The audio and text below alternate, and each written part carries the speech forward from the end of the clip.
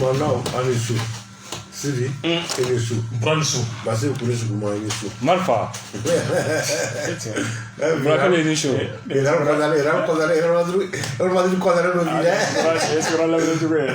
we Bali keta ini sous. Abani su. No bra ani baso pule kama ibaro ko ko ba kono. Tellement que n'Afrique ko ba kono. Abuka ko se ka siende. Minjil ma ba to monta to sa ko. Donc moi kule. Tiens. Oui, par ça présent, nous jouons la porte. Ko sobe. Je dois jouer le conférence de presse. Tiens. Je dois c'est pour la fin de Canada. Awo. Pour la fin de Borada, Amaja, Barcelone, Mokachame. Dorebe, Doni, Tora, la Barcelone. Ko sobe. Donc, à era pour Messi. Awo. Ali Barça, Foua, Bana. Wa. E bol ko la. Wala mo dume. Ne bala ka ni na be san fa bo nyina. Tiens. Ka no ka Barça bolo da beche. Ay solo bege ka ba Barça ma fou grâce à lui. Non mais Siri mo nga sa do. Ore fois akamu fou. Ajena ko tu. Ça va là vous vous avoir de Messi là. Ça va que je le ça. Abana. Parce que moi qui les Milo kelen mi da ma san le brade. U da fere saba samne kana. 30 millions fere saba. Barama banga. Voilà. Ajena ko dugu. Aywa. Donc ça là nous prenons nous créera. Obike. Donc nouvelle série on va prendre la chat. Nous de sport de match on va faire. Sobe. Il est mako. Awo. Man yeshide mala bolike. C'est katala de. Il me l'a doublé ça veut ko chama me ko chama. Tiens. Mais tombe no guitare. Guitare CFC. On va prendre champion. Awo. Cool t'es monté là. Kuti da monte kero la. Ah bon, il me fait me dire non. La C'est katala. Là, ça on a mis d'accord. Amba chechi. Donc number là. Pour prendre la chat. Kwa chane. Ah, yani la bonga ça va dire ata subono. Obike. Ira kumata. Comment même mani ko se wala wala. Bisi la wala ba ne ba ba. Na ija afoko wala dege. Ni ndabole de tension ta okama. Fona sona dɔgɔtɔrɔw yɛrɛ de ko k'i kana kɔgɔ don fiyewu kɔnɔ na i bɛ se k'i ta na kɛ kɔgɔ min ye o ye nin ye sel minero la baleine Miller stevia ni jabɛti tɔw dɔn fɛn kɔrɔ ye Miller stevia jabɛti mana k'i la cogo o cogo n'i y'i ta la kɛ nin ye i b'i ka ɲɛnamaya bɛɛ lajɛlen kɛ k'a sɔrɔ i ma sɛgɛn Miller stevia ka fara sel minero la baleine kan ninnu jɛnsɛnlen don jamana in fantan naani bɛɛ lajɛlen la alimentation ani butigiw kɔnɔna na nka caman b'a fanda Sotaf Société Tabado et Vert, Grigrière de Lissa, Mégadoro 22 58 60, 20 22 77 17, BP 761, Bamako Mali, email Sotaf, tabado@yahoo.fr.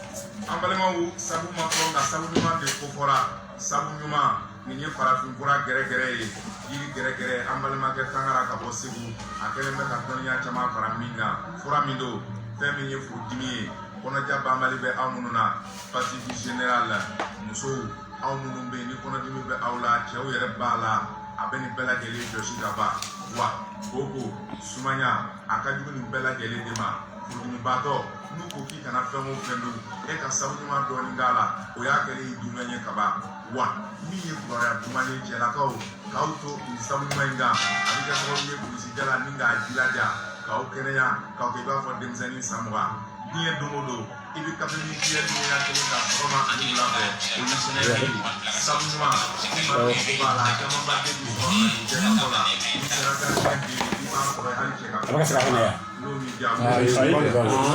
Ne ka jira la dɛ. Kan ka ter mas di so na.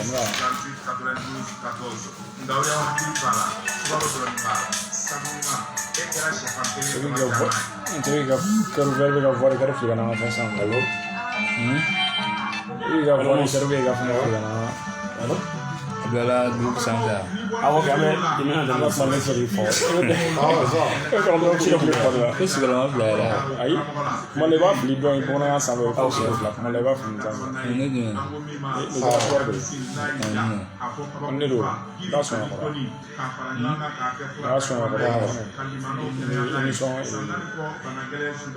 na sida. Parce que nous nous sommes non. 66, 68, 48, de la personne. Ils sont quels? bana sidɔnbaliw dabaliw ko n'a ye kumana bɔ fana na se k'i jigi sɛmɛ nin kabako fura in na n'o ye sɛki hami ayidara bolo n'o ye o dɔrɔn tɛ minnu bɛ yen ni furudimibaw bɛ se ka sun n'i tora a kan fɛn min ye sunkalo ye i b'o kɛ dimi disi dimi kaba sata fara ɲɛko kan hali kɔnɔja bali bɛ aw minnu na aw da ye diɲɛ don o don sɔgɔma tile fɛ ani wula aw ka bɛn ni kɔnɔya kelen wali aw n'a lakali ɲɔgɔn ye a sɔgɔ man da ni k'a kɛ dalasi 600 ye n'aw mago b'a la Bamakɔ a bɛ sɔrɔ arajo bɛɛ ka fɔ la wala stade 26 mars da la alimentation mamilon na 78 73 91 Boulevard Kao 0225 49 04 26 19 WhatsApp kan wala Sohana Mazika sur Tiamisi aba kuma ko bela jere so aji hami ayla nafa ben suru ko ben angara ko Basta mo lang kana may ngumulo ng sang langura. Gaspar no kanes. Preda, sa que ne wele. I'm not done this one.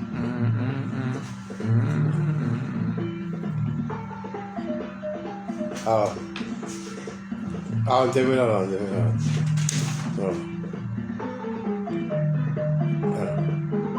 Lava.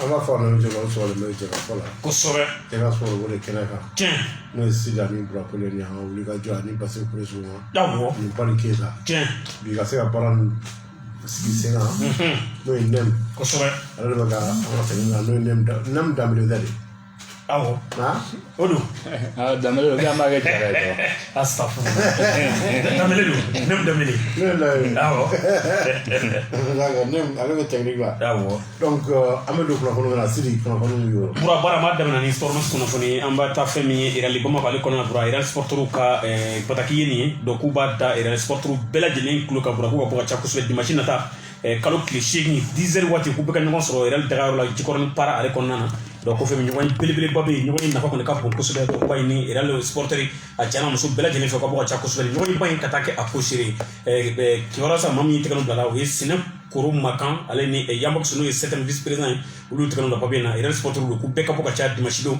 ka taa Irali terrain na 10 heures waati ko kunnafoni nafama bɛ ka da Bura bɛɛ lajɛlen tulo kan n'an bɔra yen an bɛ taa fɛn min commune 5 ale kɔnɔna na i b'a ye k'a fɔ nin ye coupe ye coup min na labɛn n'o ye nous ma joué ça va pas comme transfert ma dale fɔlɔ sinon an m'u ka joueur ta ko min fɔ on va jouer ça va pas u ka joueur ɲini o fɛn min ye coupe belebele Bura n'o ye Garantigibugu Jeunes Bura k'u bolo fara ɲɔgɔn bɛna coupe belebeleba dɔ da a bɛ da maa min tɔgɔ la sa n'o ye donateur ye maa min ye musakaw bɛɛ lajɛlen bɔ o ye Abdou Kangama n'u ko ma ko Lali ale tɔgɔ la k'u bɛna da Garantigibugukaw fɛ yen équipe 32 de ɲininen don nin compétition yɛrɛ bɛna taa kɛ fɛn min 16 comme train ale sanfɛla na Garantigibugukaw fɛ yen donc équipe fɛn min bɛ yen Bamakɔ n'a lamini bɛɛ lajɛlen b'a fɛ ka participer nin coupe in na n'o ye coupe Abdou Kangama n'u ko ma ko Lali Bura ale tɔgɔ la coupe ko ka liste kɛ ka dalasi 2000 d'a kan comme frais de participation ka k'u mago bɛ équipe 32 la donc lisiminaw délai dan ye kalo tile 20 nata don 20 août n'a sɔrɔ mɔgɔ ma se e tɛna kɛ so na kulo na tirage au sort o bɛ kɛ kalo tile 21 match d'ouverture n'o ye coupe ye sa Bura o bɛ kɛ kalo tile 28 donc lisiminaw bɛ ban le 21 tirage au sort bɛ kɛ ouverture o ye kalo tile 28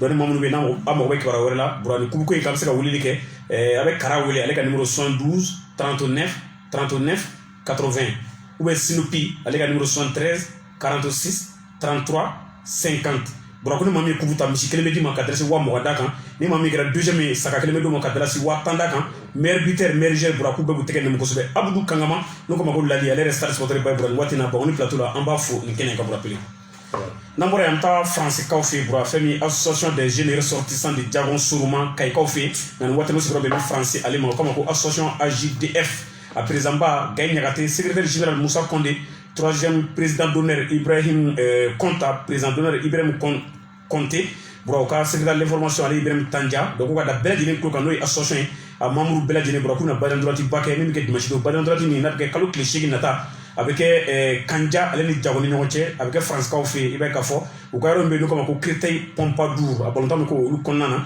dɔ fɛn min interne na ale bɛ don Ibrahim Sissoko ale fɛ yen gardien but o ye fɛn min ye Madi Biramu Nimaka gardien filanan o ye Siku Sissoko dɔ b'a k'a fɔ association des jeunes ressortissants de Jagon Soroma a Kayi minnu sigiyɔrɔ bɛn faransi ma k'u ka bɔ ka ca kosɛbɛ dimanche don u ka baɲandolati ba ye min bɛ kɛ Créteil Pompadour ka taa kɛ a balontan bura k'a kɛ a seere n'an bɔra yen bura an bɛ segin ka na an yɛrɛ fɛ Bamakɔ an bɛ taa fɛn min ye kabalakaw fɛ yen basketball an bɛ don ale kibaruya kɔnɔna na ko po basketball kɔnɔ bali kɛta sport de marche kɔni fila ouais sport de marche kɔnɔ bura an bɛ taga Badugu nafatigiw fɛ yen Badugu nafaji an b'a fɔ u ka centre wele centre Madawura Sila n'o wa centre kɔnɔna ye n'o ye Alpha Sila donc a ka ni weekend sport kɔnɔna la donc ani Badien Balontan caman bolo dɔlen nɔfɛ a daminɛna bi Étoile du Mande I19 ale ni SJ2 olu ye ɲɔgɔn sɔrɔ donc i b'a ye k'a fɔ Étoile du Mande a tasuma suru J2 ka 3 ani Kanangolo donc n'ala sɔnna sini match min bɛ yen nɔ o ye Étoile du Mande I14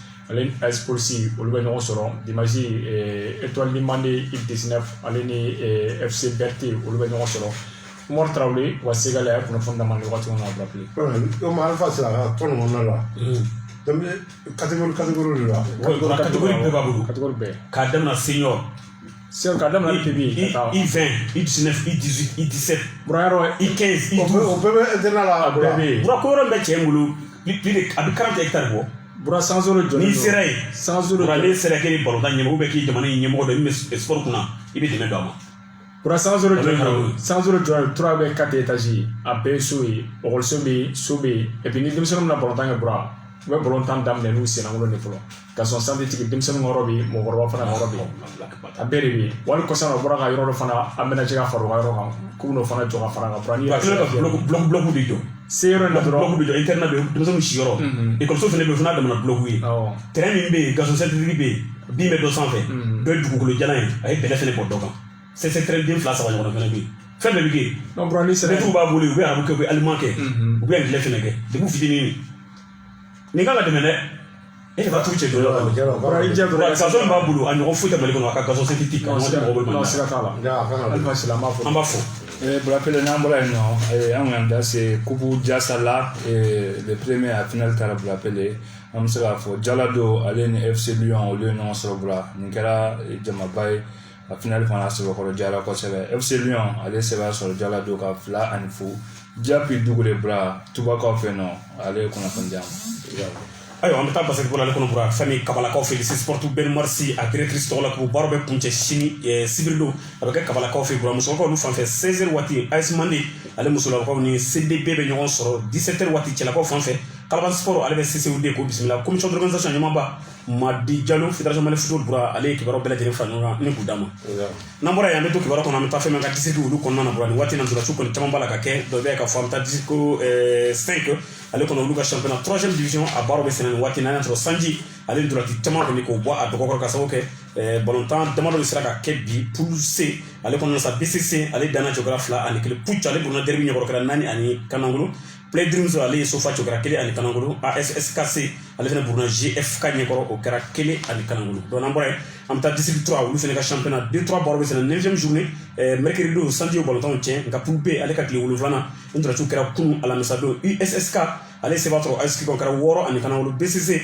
ale AJSS ci ka bɔ Sekɔrɔnikaw fɛ o kɛra 2-0 Cosmos fana se b'a sɔrɔ AS Commune Tɔgɔ kɛra 7 ani 1 donc 10e journée poule A ale bɛ tan sini samedi don FC Santos ni ɲɛta bɛ ɲɔgɔn sɔrɔ El Farako ale bɛ Araseni bisimila FC Simen ale ni Ɲomi bɛ ɲɔgɔn sɔrɔ 8e journée poule B o ye dimanche don ye BCC ale ni ESSK bɛ ɲɔgɔn sɔrɔ AS Commune 3 ale ni USK bɛ ɲɔgɔn sɔrɔ AJSS ka bɔ Sikɔrɔnikaw fɛ ale ni Cosmos olu bɛ ɲɔgɔn sɔrɔ donc ni bɔra balontan na an b'a kibaruya di limanaw ma Drissa Kulibali n'o kama ko Raoul Bro ale ye kibaruya ninnu bɛɛ lajɛlen fara ɲɔgɔn kan ni k'u d'a ma n'an bɔra yan an bɛ taa Segukaw fɛ olu fana ka championnat 2e division région de Segu bura a baaraw bɛ kuncɛ sini pewu ni Ala ma ko wɛrɛ kɛ Segu champion bɛ don sini a baara kɔni bɛ équipe 2 ni ɲɔgɔn cɛ CS Balanzan ale ni Espérance Sportive Médine ni jɛkulu 2 ninnu kɔkɔ da ɲɔgɔn na sini u yɛrɛ dama donc bura arrangement t'a la ni min sera ka sɛbɛn sɔrɔ dɔrɔn o bɛ kɛ champion ye nka Espérance Sportive Médine bura ale mago bɛ match ni 1 point la ka se ka kɛ Segu champion sini ka sɔrɔ que ils ont premier avec 12 points deuxième Kalakɛ 9 points troisième Balanzan 9 points o b'a bolo donc sini stade Amarindaw kɔnɔna na CS Balanzan ale Espérance Sportive Médine bɛ ɲɔgɔn sɔrɔ AS Kalakɛ ale bɛ Falima ka o bisimila bura pele n'an bɔra yen an bɛ taa Kayikaw fɛ kay fɛnɛ championnat bura a baaraw bɛɛ sema kuncɛ man ka mankan fana b'a la ka wuli kayikaw fɛ bura ne kɔni bɛ se ka foyi faamu bura sisan balontan dirigeant na kayikaw fɛ i bɛ ka fantorociw daminɛna i bɛ ka fɔ balontan kɔni kuncɛ minnu kɛra kunu 3e journée AS Diaria ka tout côté équipe ale ni ASK ka bɔ kayi bura ASK b'a sɔrɔ 2-1 AS Bafin ale ye Tamaro Cokera 2-0 Réveil Club de Bafon ale ye Espoir de Nioro Cokera 2-1 Yiriba ka bɔ kayikaw fɛ ale ye Karta ci 2-1 mais bura kabako kɛra mun ye ASK fanfɛla na yara u ni Diaria de jouer ka bɔ tout côté bura Diaria mɔgɔw de ye évocation kɛ ASK ka balontan 2 kan bura balontan 2 minnu de don kelen tɔgɔ ko Musa Jara o ye ɲana balontan kɔrɔ ye a kun bɛ équipe dɔ bozola yan mɔgɔ min y'a a kun bɛ min ka équipe la Bamakɔ yan o de tila ka taa équipe créer tout côté donc ale bɔra o ka équipe la Bamakɔ yan ka taa ɲana na ka tila ka bɔ ɲana na ka na Arc-en-Ciel la bura ka ɲana 2-3 temps Arc-en-Ciel fɛ k'a ban ale ni Layi Dugure u bɛɛ 2-3 temps Arc-en-Ciel fɛ Bamakɔ yan commune D la ka kɛ champion ye bura ni cɛ 2 bɛɛ taara jouer ASK fɛ kunu kayi tuguni ka Diaria ci 2-1 n'u ka photo kunu u jɔlen match la u y'a photo ta ka ci ma k'u ka licence photo ci ma u ye plainte min kɛ k'o ci ma mais bura u député plainte la ko plainte forme man mais ko fond kayi or min ka équipe bɛ Tukuto équipe Diaria ni min y'a créé min ta don a bɛ Faransi bin kan a ko Pédini m'ale ka équipe la Bozolakaw fɛ yan ale de y'a dilan k'a di ɲana ma prêt la a bɔra ɲana na ka na Arc-en-Ciel la u ye 2-3 jours ka bɔ Bamakɔ bura tɔ yɛrɛ sɔrɔ kayi ka taa balon tan Layi Dugue tɔgɔ ye bura ale fana ye Arc-en-Ciel balon tan bura fo dirigeant n'u tɛ ka bɔ Bamakɔ ka taa kayi n'u yɛrɛ ka taa jouer ka bɔ championnat dɔ la ka i yɛrɛ sɔrɔ dɔ la e ma transfert kɛ i ma foyi kɛ foyi et puis ko ye 2-3 temps Bamakɔ k'o ban k'a kɛ commune D champion ye Layi Dugure ni bura kunu u y'a lajɛ mɔgɔ min kɛ licence ye o tɔgɔ ko Fode Touré o y'a tɔgɔ yɛlɛma o y'a tɔgɔ ayi u ye ko licence d'a ma dɔrɔn k'o laminɛ o de licence wɛrɛ b'a bolo Bamakɔ o licence fana fɛnɛ ci ne ma k'u ka plainte kɛ k'o fɛnɛ ci mais ko commission dɔ bɛ yen o y'u dégoûté sini wula fɛ finale kan ka kan sini stade Abdulaye Sissoko la ASK ale ni Réveil Club de Bafon kan ka ɲɔgɔn sɔrɔ ka bɔ Keyimakaw fɛ ni min gagné dɔrɔn o bɛ kɛ champion ye o bɛ kɛ cogo di nin ka gɛlɛn dɛ u k'a lajɛ franchement Diaria kaw n'o tugutɔ ye bura ko balontan sɛgɛn ka bon i ma olu bɛɛ ka nafolo don a la balontan minnu don ale yɛrɛ b'u dɔn u ye balontan ale yɛrɛ ka tɔn na ka tɛmɛ donc n'an bɔra yen an bɛ na an yɛrɛw fɛ Bamakɔ yan nka an bɛ taa fɛn min Siri yan bura tiɲɛ na balontan na nin man ka kɛ ni sanction ma ta nin ko la balontan tɛ yɛrɛ sago kɛ ou bien ni sabotage ma bala ka ciya dɛ vraiment ma bala ka ciya dɛ c'est pas bon n'an bɔra yen an bɛ don muso balontan ale kɔnɔ bura AS Mandé olu tun taara ka taa Mali représenter Cap Vert kaw fɛ muso balontan Ligue des champions a tako fɔlɔ a kɛnɛ kan éliminatoire de ko don u ye sebaa sɔrɔ a mana ma ɲɛ k'u nana olu de sigiyɔrɔ bɛnnen bɛ commune 4 kɔnɔna ma u tatɔla mairie kun ye wari dɔ d'u ma $2 k'u yɛrɛ dɛmɛ n'a ma ɲɛ k'u ye kunnawolo sɔrɔ u nanen u taara commune 4 mairie la ka taa maire ka boɲamasegin ani conseil bɛɛ lajɛlen ka boɲamasegin lasegin u ma a kɛra maire ba ale sigilen ɲɛna n'a ka conseil tun bɛ kɛnɛ kan district 4 a président ba Kunku Kante fédération malienne football Bi Touré a fana tun bɛ kɛnɛ kan ale ni juge n'u ka président nin bɛɛ tun bɛ kɛnɛ kan bɔra a kɛra fɛn min nisɔndiyakoba ye mairie la maire tila ka ladu ta tuguni u bɛ taa Mali représenter mun kɛ nin ye bɔra ko ni a ye fɛn fɛn sɔrɔ bolo u bɛ u se kɛ k'a di nin équipe n'o ye AS Mandé ka sababu kɛ u ye commune 4 kunnawolo ka Bamakɔ kunnawolo ka Mali bɛɛ lajɛlen kunnawolo k'a ka ja ko nin ye Farawuna Tilebin bolo ye ale ka commune kɔnɔ bɔra k'u ye a bɛɛ lajɛlen kunnawolo baaraw kuncɛlen an gɛrɛla fɛn min ye Mahamar Touré n'o kama ko Yanki Mali président bɔra dakunan dama dɔrɔn kasi b'a ka kuma dɛsɛ a ye min fɔ an ka jaka nalen nisɔndiyalen don denmisɛnninw baara nin kɛ an ka mairie baara nin fana kɛ ala y'a dɔn k'a ye vraiment cɛ u ye min k'a ye minnu fana tora yan an ye kuku ta dɛ olu ye ballon ta dɛ mais aw minnu tora yan aw ye min kɛ an ye sɛbɛn ayiwa ni tun ye Yanki ale ka kuma ma diya kosɛbɛ ɲɛji fɛ ale kɔfɛ Salimata Kone ale ye capitaine ye Mandé kɔnɔna na a ye min fɔ Salimata awɔ Salimata Kone b'u dɔn bura a na kɛ ni ninnu b'a la mɛnna koyi waati min na i bɛ muso balontan dɔn ninnu b'a la ka jouer u b'a la mɛnna dɛ Salimata ani Fatimi u bɛɛ bɛ yen u fila bɛɛ b'a la an ka foli bɛ Sagi ye an ka jɛ ka Salimata Kone ale lamɛn Kone la ka mɔgɔ sɛbɛn man ca kosɛbɛ a ye min fɔ a ka jɛ ka ɲɛsin mairie mɔgɔw ma tiɲɛ yɛrɛ la mairie mɔgɔw b'an soutenir kosɛbɛ nin dɔrɔn tɛ CAF yɛrɛ dɔrɔn tɛ CAF n'an bɛ bɔ yan ka taa tournoi la en 2005 Burkina à chaque fois an bɛna mairie de b'an subventionner pour aller Burkina o tɛ kɔrɔlen ko ye quoi an bɛ fɔ hali bi an bɛ a fɔ u b'u cɛsiri hali bi ka se ka dɛmɛ an tɛ se ka fɛn caman kɛ quoi non o y'an nisɔndiya yɛrɛ kosɛbɛ an nisɔndiyalenba de donna mairie mɔgɔw bolo komi kɔrɔlen kura tɛ quoi tuma bɛɛ mairie bɛ nin ka yan fɛnw kɛ ka koko ta an b'u fo k'u barikada quoi hali bi ala k'u bolo bɛ u ka kow la ni ala sɔnna ma an bɛ préparation kɛ an bɛna préparer ka ɲɛ ka ni dɛmɛw caman kɛra an ka préparer ka ɲɛ inchallah an bɛ caman kɛ Egypte fara n'ala sɔnna tabarikala ala ka nɔgɔya ni dɛmɛ caman kɛra k'u bɛ se ka fɛn caman kɛ an bɛ dugawu kɛ ala ka sebaya d'u ma ale kɔfɛ district 4 président ba kunkun kanute a ko a nisɔndiyara kosɛbɛ kɛnɛ in kan a ye min fɔ ko nin ye a ka district équipe de bura ko a n'o yɛrɛ tɛ ɲinan k'u ka district balontan équipe bura k'o y'u kunna wolo kosɛbɛ an ka jɛ ka kunkun lamɛn.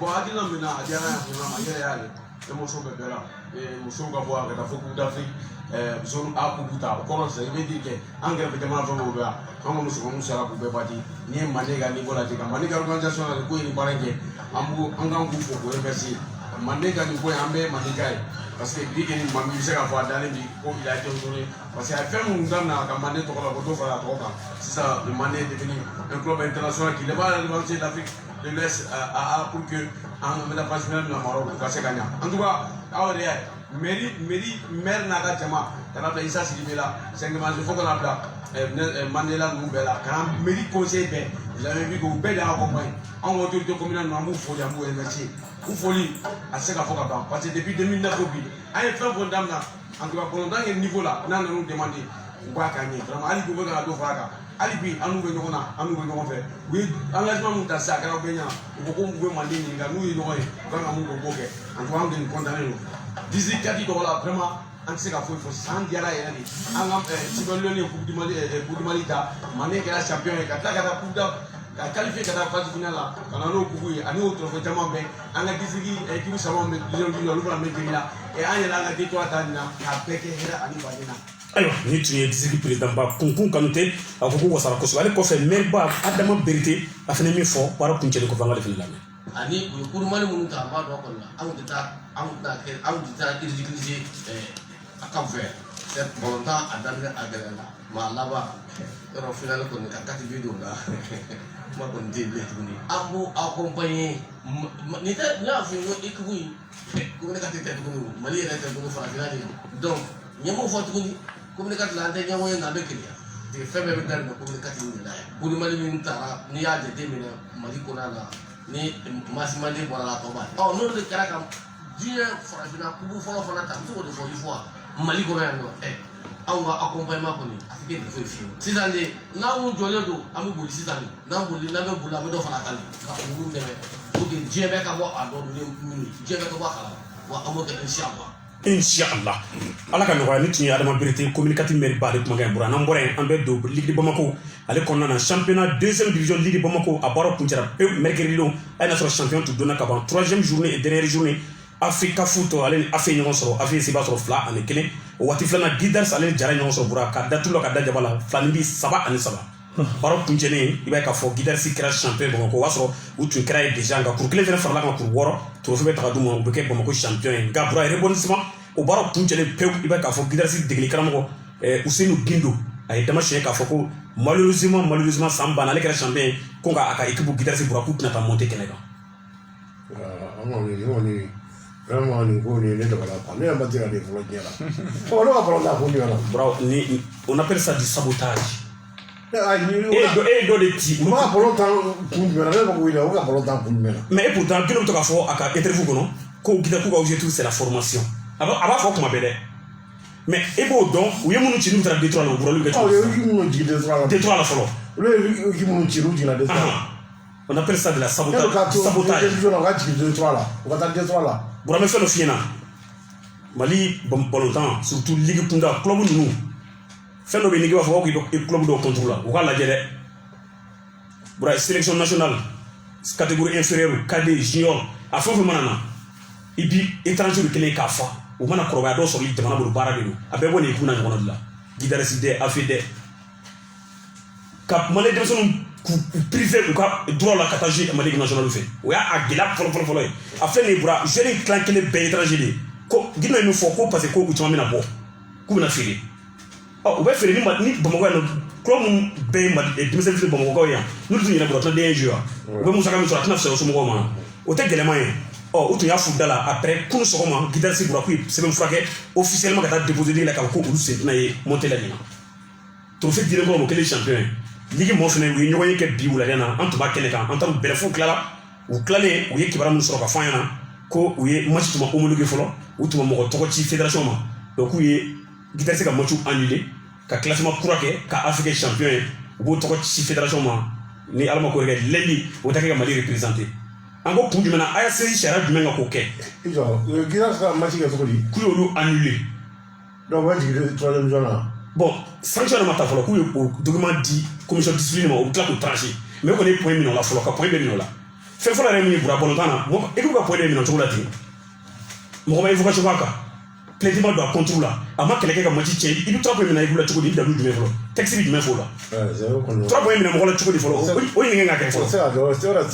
ayiwa bon ne bɛ se ka mun fɔ bura ligue ka u a bɛ n'a fɔ fili b'a kɔnɔ sinon nin na sɔn a la yanni sanction ka taa deuxième parce que olu kɛra premier ni premier ma sɔn ka taa deuxième de bɛ taa ni sanction kan ka taa kan sisan. ayi fédération ka test la no sariya fédération ka test la o voie bɛ annulé de. mɔgɔ ti hakilina fɔ sariya la parce que n b'a fɔ mun na i bɛ hakili jigin i bɛ fɔ yɛrɛ yɔrɔ bɛɛ la a delila ka kɛ o la nin delila ka kubu ta semu yɛrɛ fɛ u ka premier ma sɔn ka participer a la o la nin de taara comme deuxième o de nana ka olu ka texte parce que mais texte ko don olu ka texte b'o de fɔ ligue Bamako la u ka texte bɛ min fɔ ko nin cas tɛ a kɔnɔ ko nin cas t'a kɔnɔ olu yɛrɛ sɛbɛn u ka texte duguma fɛnɛ ko nin cas t'a kɔnɔ k'u b'o référé fédération ka texte kan k'u référé CAF ta kan k'u référé FIFA ta kan u y'u kan n'u bɔra ligue la sisan u kan ka fédération ta de ta fédération ta bɛ mun fɔ monter première division règlement na olu ko monter labɛnnen don région ka champion dɔrɔn de ye point.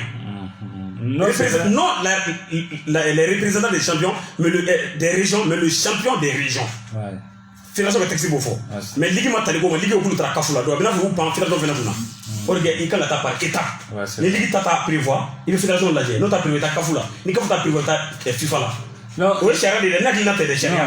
c'est vrai non an bɛ ka hakilina fɔ mais an ka bila ni sariya nana hakilina t'a la dɛ. ayi munna an b'a fɔ ni yɛrɛ tɛ se ka kɛ o parce que maa bɛɛ bɛ bɔlɔn ta de ka yɛlɛ parce que ni invisible bɛ ka bɔra pele. donc sisan ligue kɔni ko k'u ye classement kura kɛ Guinasse ka affaire bɛna di commission discipline mais u ye classement kura kɛ ka Guinasse ka match bɛɛ annulé donc affaire bɛna comme deuxième position u b'o tɔgɔ bila ka taa lundi don u bɛ taa Bamakɔ représenter Issa Sidibé monsieur le maire ligue président ba ñu fɔ an ka kuma ma yɛrɛ. effectivement depuis Kourassi River Touré mais pour Guinasse a sɛbɛnbɔ ka ci kalan sɛbɛn min bɛ ale yɛrɛ bali a ka se k'a ka droit min bɛ ka taa Bamakɔ représenter a ko perdre donc en quelque sorte a ye n'a y'a ka droit perdu avantage fɛn fɛn b'o fɛnɛ la a b'o bɛɛ fɛnɛ perdre ale de y'a sɛbɛn k'a bila ka na c'est pourquoi on s'est réunis aujourd'hui puisque d'abord match tun b'o bolo de et en même temps Bamakɔ fɛnɛ anw ma mɔgɔ tɔgɔ di ici anw de b'an ka classement kɛ c'est aujourd'hui qu'on s'est réunis an ka classement kɛ k'a ban donc Guinasse ale t'a la donc n'ale t'a la sisan si on reprend les choses k'an ka classement kɛ normal la parce que c'est Afrique qui vient au titre de champion mais avant ça suite à la déclaration de Guinasse la ligue a pris la décision qu'a déçu qu'avoir un titre là donc déclassera totalement maintenant bara comme commission papier nana kunu un papier de commission notification mena kɛ ka taa u yɔrɔ la dès aujourd'hui secrétaire b'o papier bila ka taa Guinasse direction na k'a yir'u la parce que hali bi sɔgɔmada in na an y'u wele parce que balontan don yanni i ka mɔgɔ i ka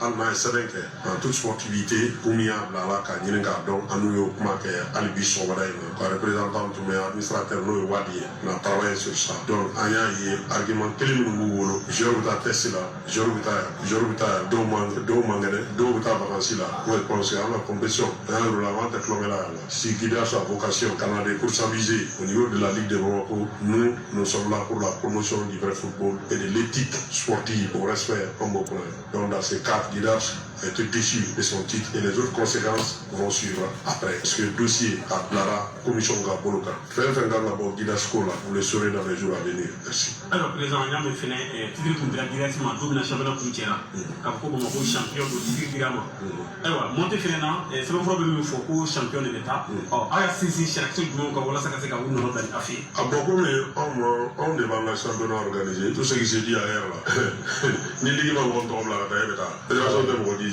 c'est la ligue qui envoie son représentant nous je l'ai dit tantôt anw tun ma match homologué foyi an ma tɔgɔ bila ka taa fédération mais maintenant y'an ka réunion de kɛ ligue ka réunion de senfɛ a b'a ka représentant au plat donc anw fɛ anw ko maa min ni ale y'a sɔrɔ n'a ko a t'a la an tɛ ordonné la n'an tɛ ordonné la an nana k'an ka baara kɛ en fonction de l'organisation de notre championnat an y'an ka baara kɛ est-ce que an tun ye tɔgɔ dɔ bila ka taa fédération na n'an ko ko falen o ma kɛ an ka papier ma bɔ ligue d'a fɛ fɔlɔ c'est maintenant que les dossiers vont partir donc après étude c'est-à-dire que après que en réunion banna on a décidé au cours de la réunion vraiment filɛ k'a ɲɛfɔ cogo min na baara kɛra a fɛ yen o bɛ taa kuma fɔ représenté guidage il dit guidage ko min bɛ guidage ko tɔ la dossier a nana kunun de mais an y'a di commission ma commission b'a ka baara kɛ il y aura la commission min ye commission discipline ye il y aura la commission d'éthique o baara bɛɛ bɛ yen nɔ c'est un travail en profondeur parce que ni ɲɔgɔn ma deli ka kɛ mais n'a ɲɔgɔn ma deli ka kɛ minnu bɛ fɔlɔ a la an b'an référé mun kan an b'an référé mun kan au règlement généraux si ce n'est pas prévu dans ça an bɛ taa mun na an bɛ taa fo CAF la mais n'an tɔɔrɔ kan n'an taara FIFA la nin fɛn conséquence ka bon dans les jours à venir peut-être avec des documents détaillés mɔgɔw bɛna bɔ a kalama fɛn minnu bɛ yen nɔ n y'a fɔ commission ka proposition n'olu nana la ligue va prendre d'autres décisions et au fana la a bɛ diffuser bɛɛ bɔ a kan contre guidage. ayiwa merci. en exclusivité bura min kɛra sisan dugu la ligue jabayala la a kun na ɲɛ président ba ale bɔra ka ɲɛfɔli ye sisan a faamuyara donc n'an bɔra yen bura an bɛ taa fɛn min monter en première division yɛrɛ kɔnɔna na k'a baara bɛ daminɛ kalo tile 12 nata le 12 août olu fila bɛ kɛ yen kelen bɛ kɛ bamakɔ yan bamakɔ champion bɛ a yɛrɛ sɔrɔ kɔnɔ segu champion gawo champion kidali champion ale ni kayi champion min kan ka don sini poule b sikasokaw fɛ yen stade sikaso mobiti debo ale bɛ yen kulukoro yes buguba tɔmɔkutu champion bɛna fara olu kan dɔrɔtɔw bɛ daminɛ kalo tile 12 bamakɔ poule équipe 12 de b'a kɔnɔ sikaso 4 u bɛ ɲɔgɔn sɔrɔ o ti ba don kelen nka équipe 2 de bɛ taa les premiers de chaque poule olu bɛ taa fara tɔn kan première division pour la saison 2021-22 ka taa ka baara kɛ. an bɛ don mun ye le nouvel entraîneur o bɛ kɛ. n'an donna le nouvel entraîneur ala ko mun ye Sénégal n'ala sɔnna ma sini n'o c'est la fédération président kura a bɛ dɔn u ka centre international de conférence Abdou Diouf u ka dugu min n'o ye Jamniado tabarikala a bɛ kɛ yen donc sini i b'a fɔ mun ye candidat fila olu bɛna ɲɔgɔn sɔrɔ awɔ maître Augustin Senghor ale ni le président fondateur de Génération Foot kosɛbɛ Madi Touré a mago sara sini i b'a dɔn mɔgɔ min ye coordinateur de sini Mamadou Touré Babier ale de superviseur de sini subhanallah donc fɛn kafi ale de desi kafu tɔgɔ la bura baara banna a b'o de ɲɛna kojugu min ye anw ka candidat dɔ sɔrɔ a hakili b'a la wa san fila a san fila Musa ko on va 0 fois les dollars dɔ ye 0 fois sɔrɔ an fɛ yan bura o tun bɛ cɛ in na sini a tɛ foyi sɔrɔ sini ma bi i kɔ da o tɛ sɛnkɔrɔ kɔ la Sénégal wa i b'i yɛrɛ fa wa i ka patron bɔra yen aw wula kiba dɛ i ka patron bɔra i yɛrɛ fa o bon n'u ka bɔra ko Mali dama kuma ye vive Augustin Senghor d'accord donc sini a ko bɛ sigi sen kan tiɲɛ ni bɔra la n'ala sɔnna ma an b'a kunnafoni di an lamɛnjɛkulu ma o bɛ kɛ an bɛ taa PSG la u ka dɔrɔn denmisɛnnin dɔ bɛ yen Nigéria don a bɛ bɔ Nigéria kosɛbɛ a tɛ bɔ Nigéria a tɔgɔ Keni Nigéria a si bɛ san 19 na PSG u y'a prêté Bastia ma tabarikala donc u y'a prêté deuxième division la awɔ n'o ye Bastia d'accord an bɛ t'o kunnafoni na halisa kosɛbɛ an bɛ don mun ye Barcelone tiɲɛ n'an donna Barcelone awɔ mun ye Barça président Joan Laporta a ye journaliste wele kunun kosɛbɛ kunnafoni min b'a da awɔ a ko journaliste ma ko Messi ko k'a banna Barça la pewu au revoir o contrat bɛ Messi bɛ contrat min nɔfɛ ko ni Barça y'a di Messi ma awɔ ko ye Barça ko bannen ko ye Barça ko bannen wula de ni fu na mɛnna o an de fɔ journaliste na cɛ ka rendement ka dɔgɔ a ka dépense ka ca bro fɔti wɛrɛ foyi t'a la ko Barça ko banna quoi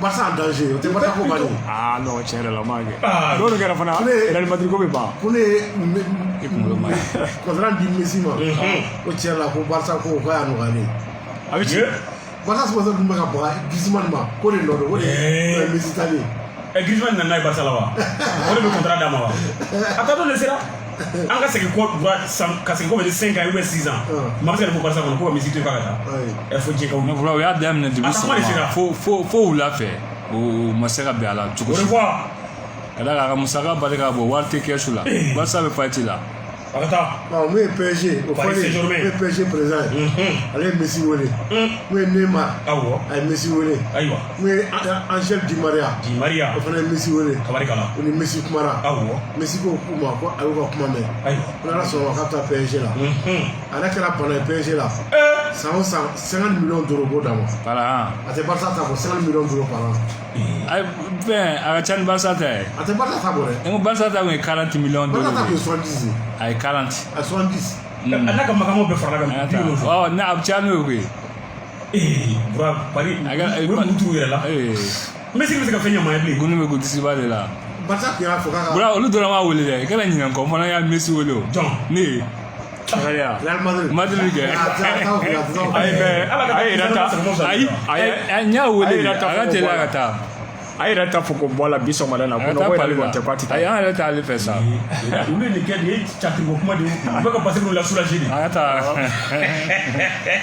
Ah bra Paris ko jugu wele. Ah 50 millions d'euros par an. Vous ne devez pas Messi.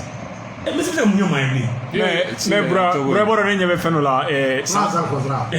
Bro boro ni nyebe feno la san robe samu doka. Messi, Cristiano, Neymar équipe kele na be Paris. Kana sigala. O ta par ko to ba ne. Aye. E mo di zero wole ngoro. Awo siri wor mi so la parfait. Par ba ga wor équipe les galactiques qui ba sana. Jem meilleur joueur be wu musura sana. O ta lawo. Mais wor mi soro. Nu yu wole wu segene. O te fodi Paris ma. On ba beta tunu. Ay dole. Bra o durante fana ni bal kala nga wole. Kuna nana aga disi abadama. Mo numéro 10. Abadama. Awo. Mame bra ay trophée mun di Barça ma Messi anga tinya fo mo ma nyona ke Barça fo trophée bisaba an duru bra pele. Santan wolon bla ko nana. Ay sa maintenant ça moi.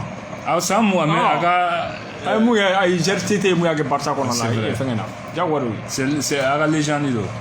D'accord, donc à Tala, ça me faut dirigeant. Pourquoi avoir un Messi là? D'accord. Pas de général là. Tellement flying. Messi m'a avoir un Messi là. Ça va pas de général flying. Ah bon? Ou quand tu as deux mouvements flying là pour la nouvelle.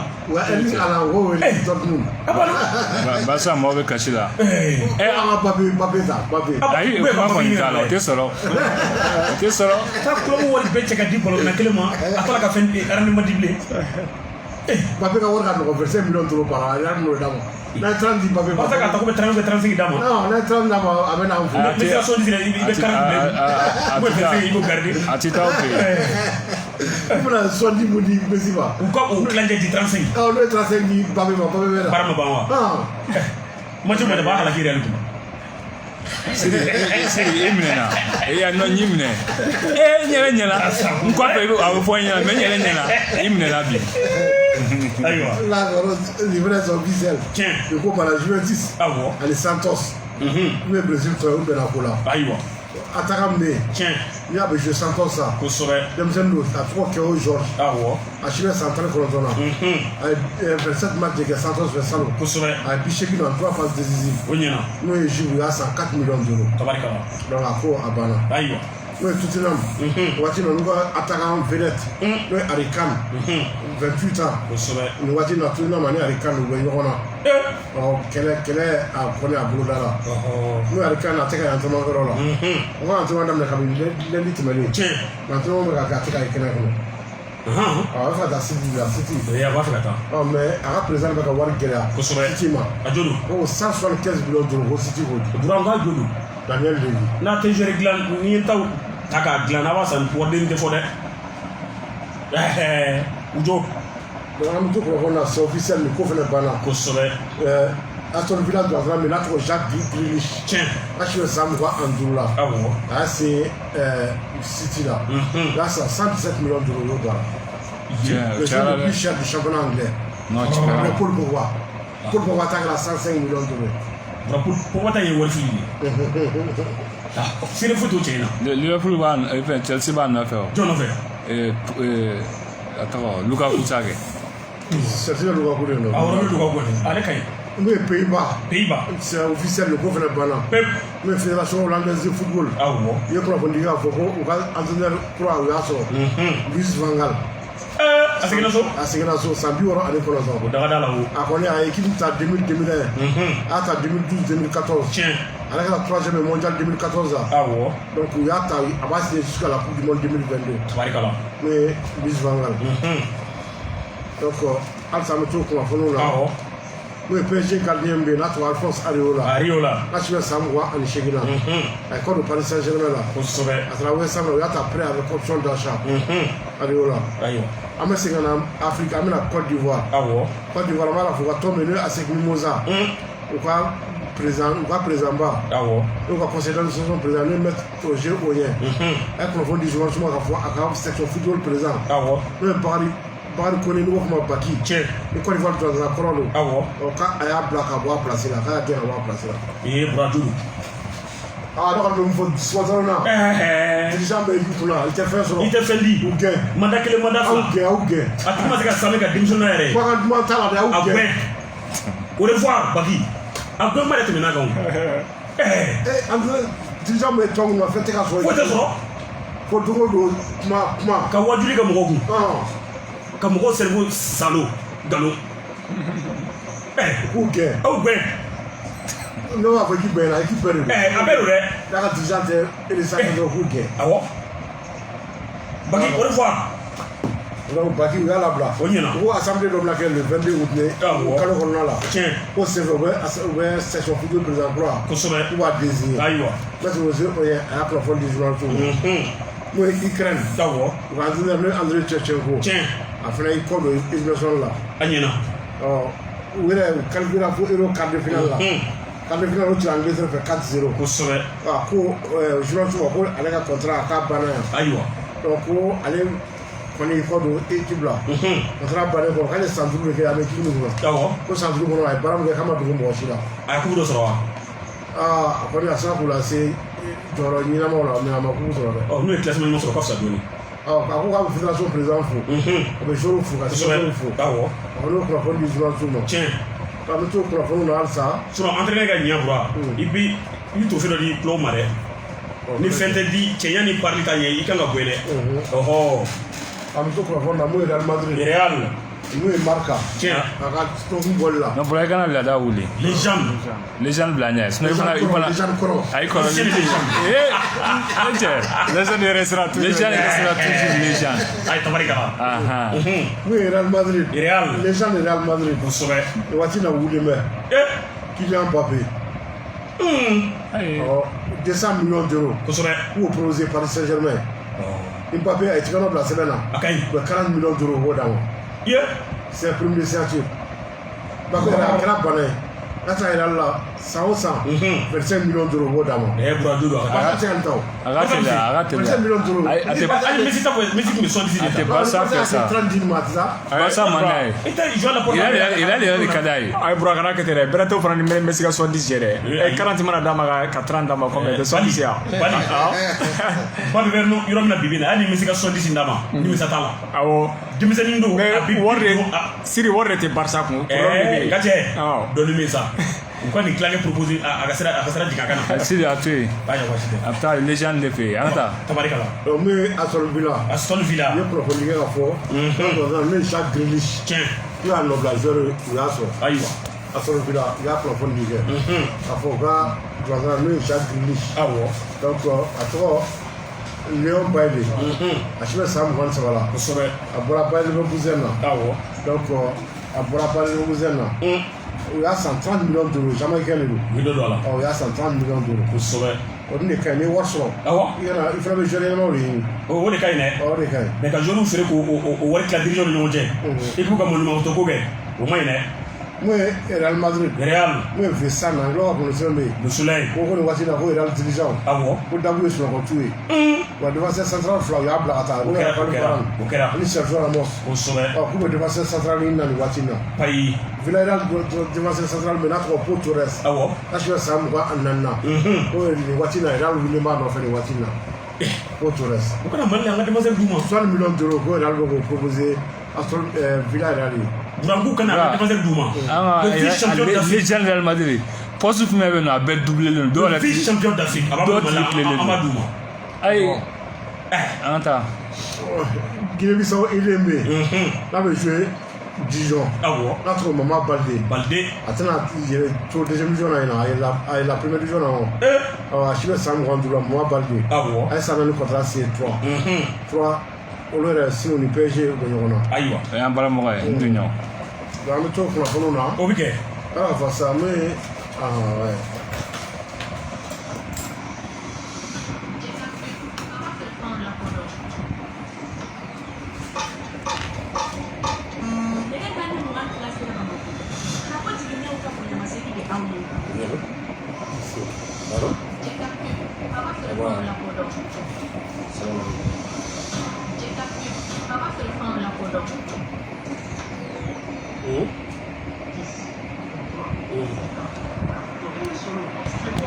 Là, je m'entraîne à devenir millionnaire. Millionnaire, comment ça? Avec jackpot tac, je choisis 4 numéros de 1 à 5 ans. Je suis éclairé et jackpot tax, millionnaire, sérieux? Même 4 chances par jour. Attends, je m'entraîne avec toi. 15, 12. Et oui, avec Jackpot 4, vous aussi décrochez de gros lots et changez vraiment votre vie. Donc votre chance 2 fois par jour à Jackpot 4 dans tous les points de vente de 223. Vous tapez le 144 512 sur votre téléphone. Tous les résultats à suivre sur les réseaux sociaux de Bet223 et sur nos nouveaux TV après le JT du soir. Jackpot 4, merci. Bet223 en partenariat avec PMU Mali, interdit de moins de 18 ans. Jouez responsable. Bonne idée. Le lancement de Jackpot 4. Ça va?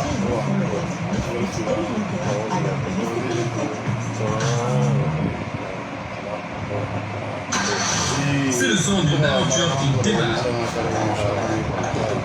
Un réservoir plein cherchage. Nous sommes tous motivés pour cette aventure. Nous le voulons tous, nous sommes ensemble, nous sommes prêts. Que l'aventure commence.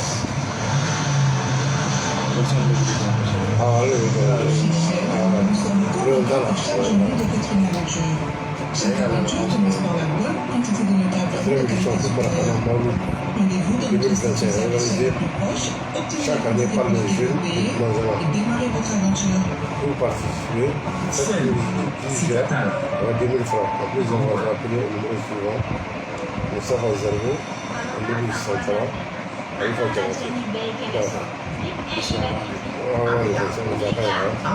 va t'entraîner.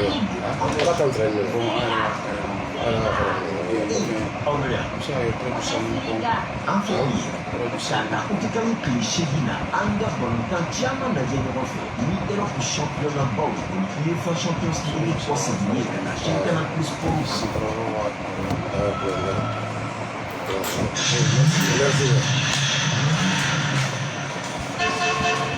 Bon entraînement sur le poli, on est bien de son gars. Gami a décidé de changer, on est sur les barailles, mi super auto cassé, les frères sanglés, nous n'avons pas de nous pour faire un peu il est dans la terme de fiche. Ça va?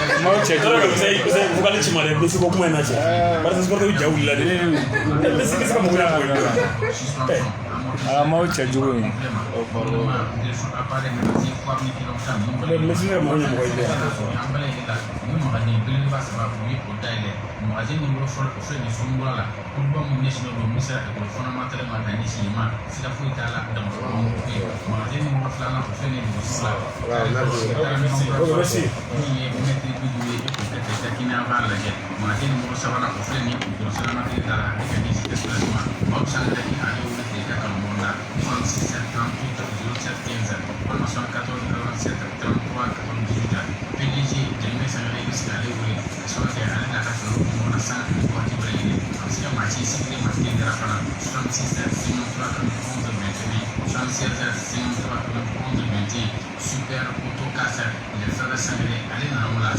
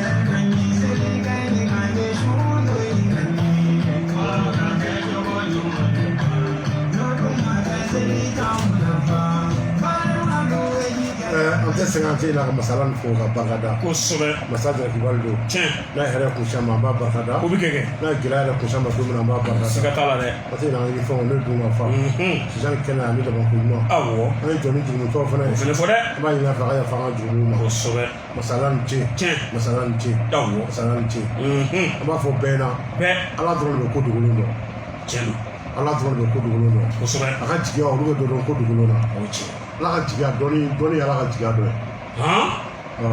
ala meleka ala ka jiga do olu be do ko dugulo na ko sobe doni fena ni mo be doni so awo fele be don ko dugulo na uchi sino ala dron ko dugulo do mimi ke shini ala de bodo ini ni me ke ala de fe so be ke ala fe ala ini ni masa ala so masa ya fata ya raza burada gana eko na infle fa no ke na na so do no kilo dize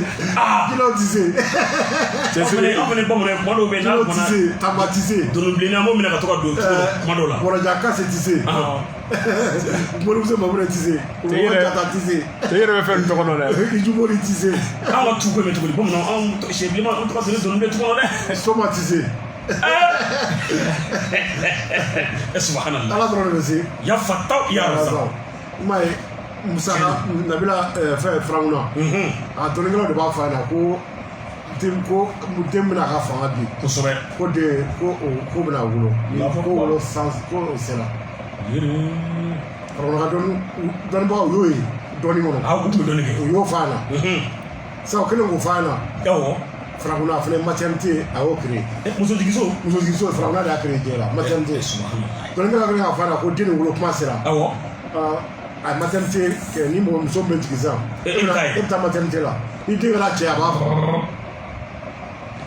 una fali de na gwa dugula mo e le yonke ka ta fa na awo kala bana ko chetna ke dugulo ka bina che be fa na tumene ga ndi so na ke sankele abo to sankele abo cho fa amine no samuna be fali ke musa wulo sanla abe cho fa samuna musa wulo sanla musa ba atara musa bla jira kabla segi wona kabla jira farona ka ganu de be musa tajira kana na kana di farona musoma farona muso wale ko pai ko anyana kale be ndamo ala madina le jinema ni ale ka dena ne e fara bano farona wa sa ko pour ka doni den na be ko kalama ni den de na le ka fanga bi ko so ale tasma ani samme da ko de ka keleta musa la kabla samta jibla de la musa teke paroka apla tasma la la hawla wala ko baneno frauna ma fa ma se ka ko fa ni de attention no mu fa kala ka te kama ko ko awo u kala ka muso wele ni mu na musa kana shindi musa ma musa u go ti sra kalola musa bana be shina fo musa ba de na musa soro de shina ba musa ba de na kana shindi musa ma frauna re ta do ni aba ta do ba aka do ne ko fne mo do mo fa u to ka sra kalola ya ala dron be do ala doni masa ala ya fatta wi ga kuma wure jira ala dron ne bise ala yɛrɛ de b'a yɛrɛ sago la a ka di ala ye cogo min fana a b'a kɛ falul lima yurudun ya fatta ya raza aka to ko bɛɛ ka to ko rudi depuis ne fana dumina ka goyi ya fatta ya raza d'accord an bɛ don kunnafoni kɛnɛ kan awɔ le sport dimanche kunnafoni dɔ ye kosɛbɛ n'o ye coupe marakana mawulu 2021 ko ka fɔ a bɛ kɛ usine de fɛ dumansana awɔ lisi mugan juin 10 de tɔgɔ bɛ sɛbɛn lisi la a ka 400 de bɛ da lisi kan kosɛbɛ donc ni mɔgɔ minnu bɛ fɛ ka ye coupe na awɔ a bɛ se ka wele kɛ numéro dɔw wele match bɛ taa 7 points de kɛrɛfɛ la dumansana kosɛbɛ marakana de don awɔ 10 juillet o tɔgɔ bɛ kɛ lisi la a bɛ ka 400 da lisi kan a bɛ se ka Mustafa Zerbo awɔ ale ka nɛgɛso la 78 55 91 26 78 55 91 26 kosɛbɛ Amidou Santara awɔ 76 87 07 42 76 87 07 42 awɔ ani Khalifa Jabati 92 44 18 95 kosɛbɛ 92 44 18 95 L'ici du net le 25 août. Donc, nous me voyons ici, ça va attirer à la liste de déposé. On va faire transfert de Bessina. C'est le transfert là. Comme ça, il faut ressortissant des cercles de Baraouli. Donc, tournoi final par Boulogne, nous allons sur la Dumassi. Il va y avoir que l'on va traîner dans la boule. Il va y avoir une flamme dans la boule. Avec les Aleni Alba pour le bain au sol.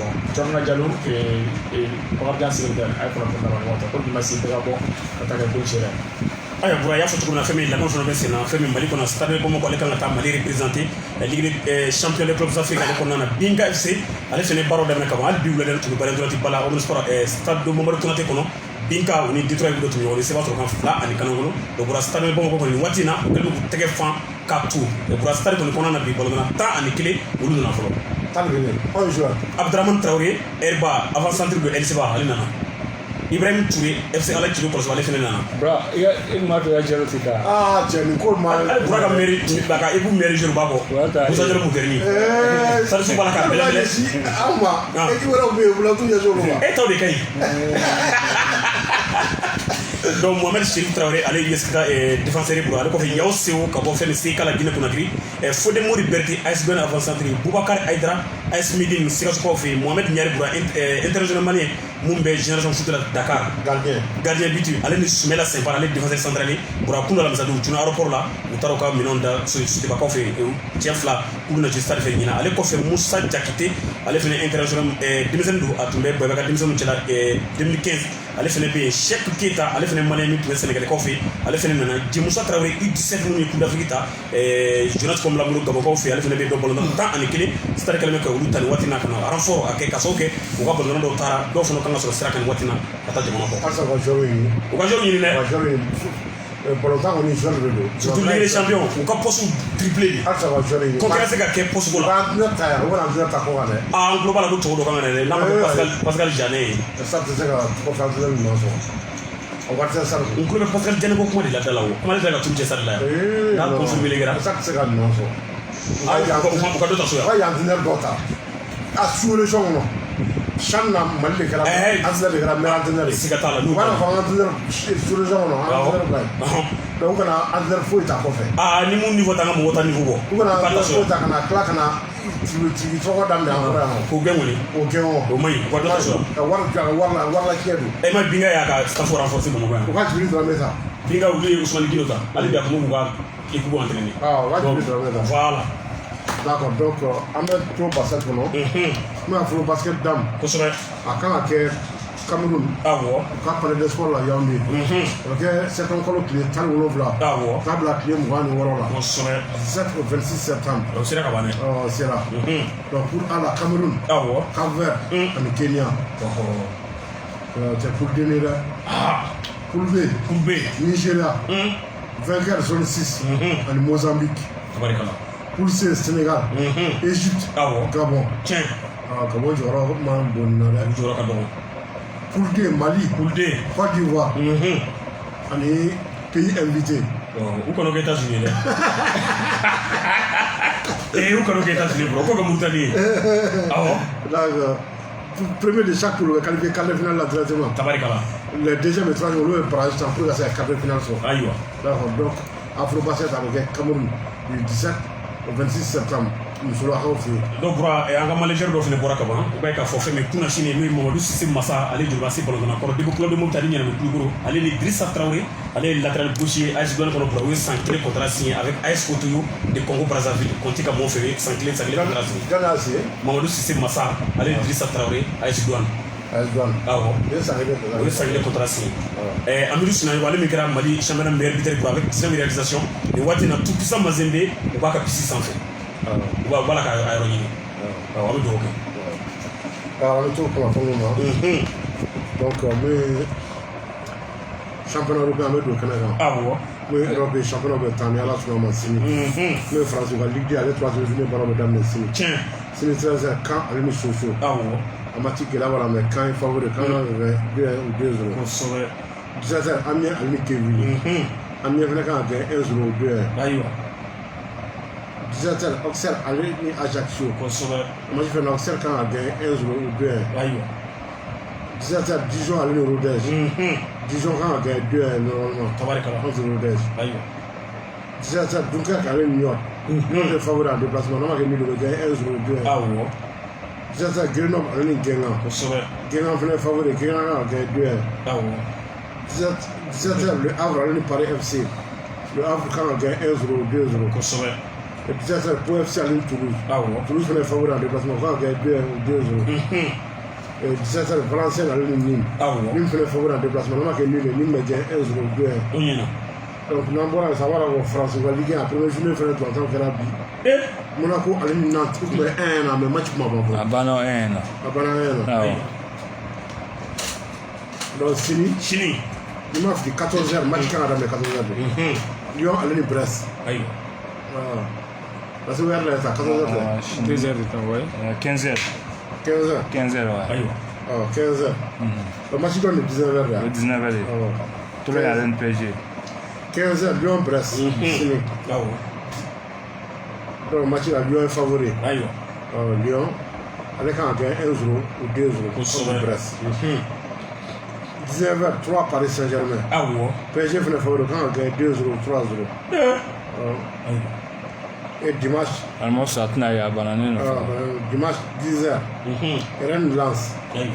O match la Rennes fɛnɛ favori kan ka gagner 2-1 ou 2-0 contre Lens. Tabarikala. Dimanche 10h. 13h Bordeaux Clermont. Kosɛbɛ. Nice Reims. Awɔ. Saint-Étienne Lorient. Dimanche 11h. 11h. 11h. 11h. Donc dimanche 11h. Rennes Lens. Awɔ. Donc 13h Bordeaux Clermont. Kosɛbɛ. Nice Reims. Ayiwa. Saint-Étienne Lorient. Strasbourg Angers. Awɔ. 15h Metz Lille. Tiɲɛ. Et 18h45 Montpellier Marseille. Kosɛbɛ kɛ. O match an bɛna da don o la. O bɛ kɛ. N'o ye Coupe d'Allemagne. Coupe d'Allemagne. A match daminɛna su la. Ayiwa. Minute 260 ale ni Dames u tun bɛ 1-1 na. K'a dɔn match banna combien la. Donc Dynamo Dresden ale ni Paderborn olu fɛnɛ tun bɛ 1-1 na. Ayiwa. A match fila bɛɛ tun bɛ 1-1 na. K'a dɔn a match banna combien la. D'accord, yanni parce que ka na émission lajɛ. N'o ye Coupe d'Allemagne ye. An bɛ don an b'a yɛrɛ k'a fɔ sisan sini. 13h30 Osnabrück ale ni Werder. Awɔ. Saint-Brugge ale ni RB Leipzig o match bɛ kɛ 13h30. Inter Nord Stade ale ni Hanovre. Tiɲɛ. A bɔra Coupe d'Allemagne. Voilà. E ko. I gɛrɛ micro la. Minute 260 ale ni Dames u tun bɛ 1-1 na. Awɔ dina sa ale gana 2-1. 2-1. Dames gagnera 2-1. Awɔ. Donc filanan fana Dynamo Dresden ale ni Paderborn fana tun bɛ 1-1 na. O banna Turubi la. Bayern Munich 880 60 ale de se b'a sɔrɔ Turubi la 5-4. O banna 1-1 na dɛ. A banna 1-1 na. D'accord, jɔn de gagnera 2-1. Dynamo Dresden. Awɔ. Ale gagnera 2-1. O don. Donc fɛn Bayern Munich 860 ale gagnera Turubi la. Turubi la 5-4. Donc sini 13h30 Osnabrück ale ni Werder. Awɔ. Saint-Brugge ale ni RB Leipzig. Inter Nord Stade ale ni Hanovre. Awɔ. Grèce Walder FC ale ni Augsburg. BFC Dynamo ale ni Stuttgart. Ayiwa. Lokomotiv Leipzig ale ni Bayer Leverkusen. Dimanche 13h30 Elversberg ale ni Mayence. Ayiwa. Carl Zeiss Lena ale ni FC Cologne. Ale ni FC Cologne. Awɔ. Oldenburg ale ni Fortuna Düsseldorf. O match est 13h. Plzen ale ni Wolfsburg. Tiɲɛ. Meppen ale bɛ Hertha Berlin o bisimila. Awɔ. Luxembourg ale ni Eintracht Francfort. Kosɛbɛ. 16h30 Bourget ale ni Fribourg. Eintracht Braunschweig ale ni Hamburg. Tiɲɛ. O match est 16h30. Ayiwa. Ne n'a bɛ kun cɛ 16h30 Victoria Köln ale ni FNN. Kosɛbɛ. Et 18h45 Kaiserslautern ale ni Mönchengladbach. Awɔ. An bɔra an bɛ taa Belgique. B'a fɔ olu ka troisième journée a match daminɛna su la. FC Bruges ale tun ka 1-0 le Cercle de Bruges a match tɔ tun man ca o. Belgique FC Bruges ka 1-0 tun bɛ Cercle de Bruges a match tɔ tun man ca o. Donc min ye sini 14h15 Big Shot ale ni Saint-Gilloise. Awɔ. A banna 1-1. A banna 1-1. FC Bruges ale ni Cercle de Bruges k'a banna 1-1. Ayiwa. Donc sini Big Shot ale ni Saint-Gilloise. Big Shot est favori kan ka gagner 1-0 2-1. Kosɛbɛ. 16h30 FC Malines ale ni AS Epen. Awɔ. On ma kɛ nul ye. FC Malines bɛ gagner 2-1. Tabarikala. 16h30 Saint-Tron ale ni Zuid-Waregem. Ayiwa. Match fɛn na mun ye Saint-Tron ale favori kan ka gagner 2-1 ou 3-1. Tiɲɛ. Donc a bɛ kuncɛ 18h45 Couture ale ni Racing de Genk. Kosɛbɛ. O match la min n'a ma kɛ nul ye. Awɔ. Racine de Guerre, elle va gagner bien. Donc, la match, elle va gagner le plus. Donc, dimanche, ça. Dimanche. Standard de Liège, Standard de Liège. Dimanche, allez, Standard de Liège, allez, Oral Antwerp, on va 11h30. Ah ouais. Donc, ça, Oral Antwerp est favorable à déplacement. Moi, c'est que Mille Ouest, le victoire sur 2-1 ou 2-0. Ok. D'accord. Donc, 14h, Louvain, allez, Charleroi. 16h30, Anderlecht, allez, FC Sévin. Ah ouais. 19h, Calvi, Ostende, allez, la Gantoise. Donc, nous, Anglophé, signé ou faire community field. Community field. On fait un pour Super Coupe. France va pour trophée des champions. Donc, moi, Super Coupe finale avec en Angleterre. 16h15, Leicester City, Manchester City. Ah ouais. Yeah. Super Coupe finale. 16h15. 16h15, Leicester City, Manchester City. D'accord, donc on va continuer le match amicaux. Alors, le match amicaux, donc, il y a mercredi. Ah ouais. Moi, je dis qu'il faut faire le match à l'Indian. Visla Kalakovi, Aline Nap Gara 2. Les gars, ils ont fait un brada Gara 2. Ah ouais. Les Bulls, Salzbourg, allez, FC Barcelone 2. Cadiz, allez, Real Madrid 1. Ah, tiens, là, il y a un match, tiens, Diwarado. Il dit ta gueule. Il y a un match, Diwarado. Il dit ta gueule. Ah, mon pas marqué. Deuxième division 1. Messi, sans Messi, ah, on a dit deuxième division. Bro, qu'est-ce que c'est que ça va faire? Match amical là. Bro, n'allez pas me faire. Tu vois quel est. Allez, bro, t'as comme quoi? Et pour ça, tu as dit comment caméra les niggas que tu as dit voilà. Avant, il y a la taille. Oui, 60 ans la ligne voisée. 60 ans qui est là 1-0. Voilà, ça l'élimination 0-0. Celle-ci a détourné dans 2-2. Leicester City a le village, Leicester City qui est là 3-2. Et là, c'est là que ça a fait 0-0. Donc, Bita, on va mettre le Ligue des Champions. On va faire troisième tour qualificatif à Mathieu Bertano. Alors, nous, un match à l'OE. Nous, FF, à l'Union Place Rangers. Nous, FF, Gaïra 2-1. Spectacle de Prague, à l'Union Monaco. Monaco, 2-0. PSV Louvain à l'Union Gilan. PSV Louvain, Gaïra 3-0. Syracuse, à l'Union Bosbian, au Flandre 1-1. Racine de Guerre, à l'Union Santiago, Gaïra 2-1. Et toi, le Rouge de Belgrade, à l'Union Chérif Tirasport 1-1. Donc, on est Ligue des Champions, troisième tour qualificatif. Il y a un match à l'OE. Le retour de l'Odra, on a un date de ok. Bita, on va blâmer. On va Bita blâmer. On va continuer pour rappeler. On va dire volontaire blâmer à quel nom on t'a acheté. Voilà, depuis Messi qu'on boit là. Barça supporter ou n'y a pas là. On va ok regarder tout. Bravo, on a déjà dit pour Espagne là. Sur la Messi supporter ou Chamantalo aussi à la terrain d'aller. Wa mɔgɔ kelen yɛrɛ bɔra pele ko a ma bɛn o ma ko dɔgɔtɔrɔ y'a jira k'a fɔ o tora la. Bra o ye nalomaya sugu ye. Non Siri o kanu de sa.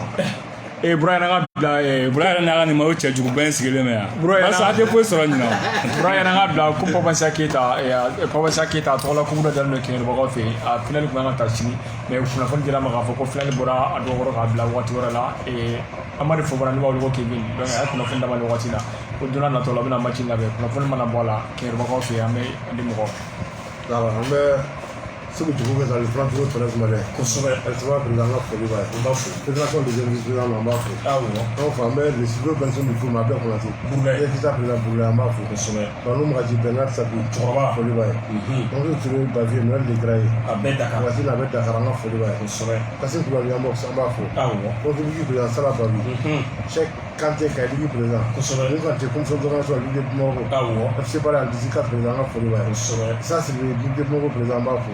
Vice-président Moussa Sylvain Jackie, Koba Nicolas. Moussa Sylvain Baketa en bas. Ah oui. On met Joan Laporta. C'est en bas. On a vice-président Lou Badra Diallo. Ah oui. On met Kita Trésor, on met Corpus en bas. On met Oumar Dafou. Ah oui. Kassou Mourasouba. Amadou Gadjet Traoré. Rafoulou Sila. Ah oui. Soin Bawo Kele. Ouar Sylvain Colomb. Roman Abramovich. On a Foulou Abramovich. Ah oui. Issouf Fofana. Ani Ismaël Jacquet Maraka, Sam Diama Mboufou. Je la sais, on va passer sur le monde Jacquet. Nous voici ici, Nicolas Diallo. On est par exemple dans la salle Kouma. Ah oui. Là, on a solution. C'est nous ça sur l'électricité. Alors tu l'as mis vraiment Diallo là. Mboufou. Sauf que le moment c'est moi qui m'a colonel là en folie. Ah oui. Chacun de moi c'est pas présent à Mboufou. Moi il a pour le livre là on passe là. Wolonwula président an ka foli b'a ye. Awɔ. An ka balima fɔ jeliw la madame Jalo Kamara. Kosɛbɛ. Nin ye sa dun cɛmɔgɔ ko an ka foli b'a ye. Cɛ bu sanfɛla ji bɛ ka ji y'a la minɛ ji bɛ ka. Ji y'a minɛ sisan. A tɛ yen bila fɔlɔ. Buraka yen bila fɔlɔ. Ɲinan sa ninnu ka bon dɛ. Sanji fanga ka bon kosɛbɛ. D'accord, donc an bɛ actuellement président Fasila an b'a fɔ. Général Fa. Bi ka président sisan an ka foli b'a ye. Awɔ. Isa Kulubali Simɛn FC Simɛn président an ka foli b'a ye. An b'a fɔ. A bi so commissionnaire du président ala Abdul Musa Sangare an b'u fɔ. An b'u fɔ. An b'an ka alimamuw fɔ. Awɔ. Madu Balo. Ale ye Balobugu alimami ye. Kosɛbɛ. Bakɔrɔba Kulubali ale ye misiriwela ye Balobugu la. Bakari Konate ale ye Balobugu Konate bugu juma misiri alimami ye. Awɔ. Nin ye juma sera kɔfɛ. O ɲɛna. Misiri Siribe ale ye Yusabu. Kosɛbɛ. Misiri filɛ nin kɔnda la. Awɔ. Sugu yɛrɛ kɛrɛfɛ. Misiri Siribe an ka foli b'a ye. Tabarikala. Mamori Sira. Ale bɛ an b'u alimami an b'a fɔ. Imam. C'était alimami. An bɛ sisan logement alimami fɛnɛ fɔ Abubakar Kulubali. Isu Jate Bayisu Sotiba Seye kɔnɔna la misiri bɛ yen. A bɛ an nasiri tuma dɔ la a bɛ misiri wele. Tabarikala. Isu Jate Bayisu an b'a wele an b'a fɔ Sotiba Seye kɔnɔna la. An b'a fɔ. An foli bɛ Bɔtɔ Musu la Sulemani Jara balofɛla la an b'a fɔ. Awɔ. An bɛ bɛɛ fo. Bɛɛ. Ne bɛ y'an kanu an bɛ bɛɛ fo. Buraf Siri Traoré ale doyen Sevare kɔfɛ Sari Sotiri Bɔdɔ an b'a fo. An bɛ Cheikh Umaru Karan Super Man an b'a fɛ ka foli kɛ. Groupe Safari mun ɲɛmugu kɔfɛ Docteur Aboubacar Amadou Mayiga n'a ka cɛdenw n'o ye Nfa Kone bɛ ka mako kege an b'ale fo. An ma ɲinɛ nin waati in na fɛn min ye Baku Jikɔrɔni kɔfɛ Biri bi an ka Biri fɛnɛ ka foli kɛ Buraf. Polisikɛ n'o ye polisi de Kita fɛn min ye Fuseni Sisoko a n'a fɛntiɲɔgɔn n'o ye gendarmerie Lassana Sisoko an bɛ ninnu bɛɛ lajɛlen fo. Waati in na an bɛ Soro Kulubali an b'ale fo nin waati in na an bɛ na Gasu Jara Kolomani fo ka taa se Kandidato Dawo ani Biko an bɛ min fo. Raoul Kulubali Raoul Blanco Gonzalez Kuluba an b'a fo nin waati in na. N rappelle an ka foli bɛ an filɛbagaw bɛɛ lajɛlen ka bɔ diɲɛ jamana bɛɛ lajɛlen na ani arajo minnu sɔgɔlen don an na. An baarakɛɲɔgɔn caman an y'u ka bataki sɔrɔ o fana u bɛ k'an lamɛn Musa Ture ka se Siriman Sisoko an ka foli b'u bɛɛ la u ka ca bolo a ka batakiw caman bɛ yan nɔ an ka foli b'u bɛɛ lajɛlen ye maa sɔgɔlen don an na Sidi. Minnu fana tulo b'an Kayikaw fɛ Kule FM sanfɛ an bɛ Kayika bɛɛ lajɛlen fo. Solomani Kantako Sɛgɛnɛ fɔ fana Mamara fɔ fana an ka foli b'u ninnu bɛɛ la kanubagaw ka ca bolo a bɛɛ. Bɛnkɛ Fadiga Bosolakaw fɛ yen a fana vraiment bɛ jɛmukan in na kosɛbɛ bɛnkɛ an b'a fɔ. Kanubagaw ka ca kosɛbɛ. Basaro Sanogo wa Suguba fana an b'ale fana fo.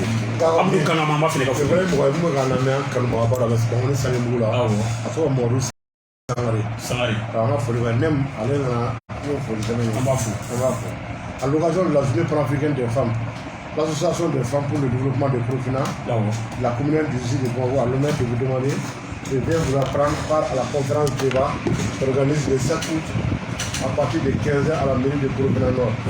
L'association des femmes pour le développement de Burkina c'est pouvoir compter sur votre présence et merci. Conférencière Madame Oumou Diara du Djema. Djema, allez dans la conférence hier. Allez dans la